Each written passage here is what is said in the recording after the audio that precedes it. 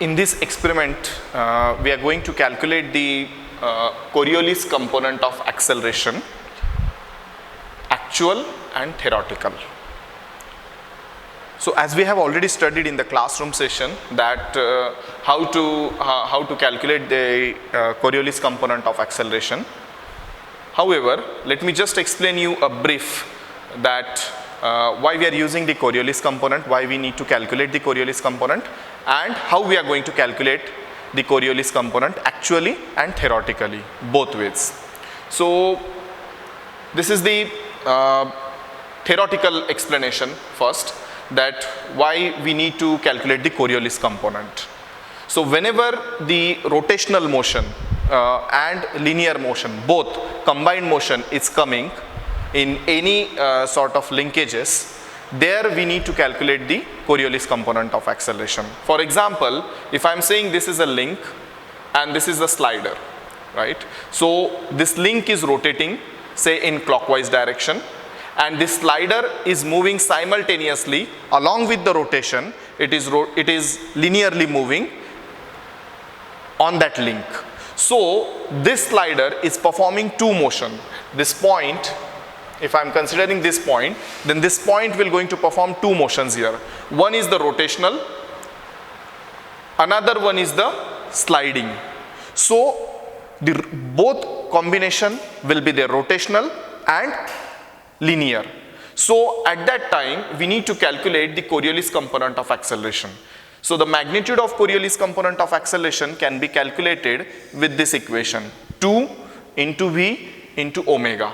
Whereas v will be the linear velocity of the slider, omega will be the angular velocity of the crank, with which, along which it is rotating, that rotational link.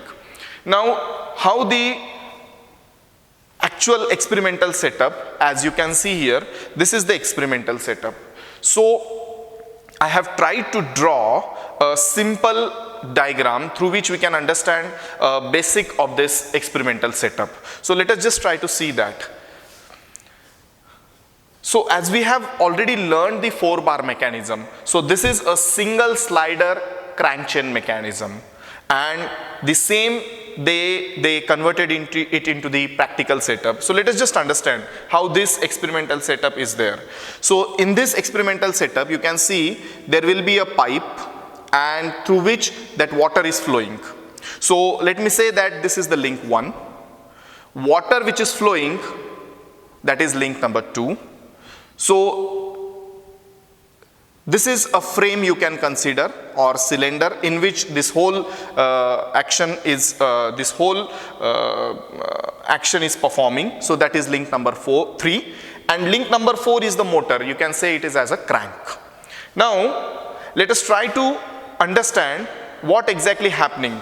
So this motor is turned on, it means crank. So this pipe will start rotating. So rotational moment, and simultaneously water will start flowing into this pipe. So water is performing that sliding action into that pipe. It is a sliding pair between 1 and 2. And secondly, this pipe is rotating. So that is rotational motion. So I told you rotational as well as linear motion. Whenever these both motions are coming at a time, then we need to calculate the Coriolis component of acceleration.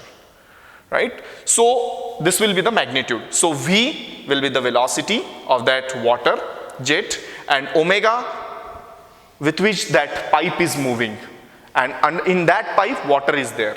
So water is performing two motions here. Now how we are going to calculate that? So actual Coriolis component of acceleration we can calculate with the help of this equation, T into G divided by water density into cross-sectional area into the length of that pipe in which that water is flowing. And theoretical, as I told you, 2v omega. Now the important thing which we need to understand here, in order to calculate the T, the torque, we required F, that is the force, that we can get it with the help of spring balance. So this is the spring balance through which we can measure that F in kg. So if I get F, R is constant, radius. So we can get A actual because density is again constant, A is constant and L is there. So all these remaining parameters are given, only one is variable and that is T. So T I can calculate with the help of F. Theoretical is 2 into V into omega. Omega I can get it from the RPM that I can measure or that I can set it. RPM we can note it down. V is the velocity that I can calculate it with the help of discharge rate. So Q is equal to A into V. So V I can get it from the discharge rate. That discharge rate we are getting it in liter per hour. So that we can measure with the help of rotameter. So it will provide us the discharge rate. So this is how the simple theoretical explanation before we going to perform the setup. Now let us move towards the actual performance.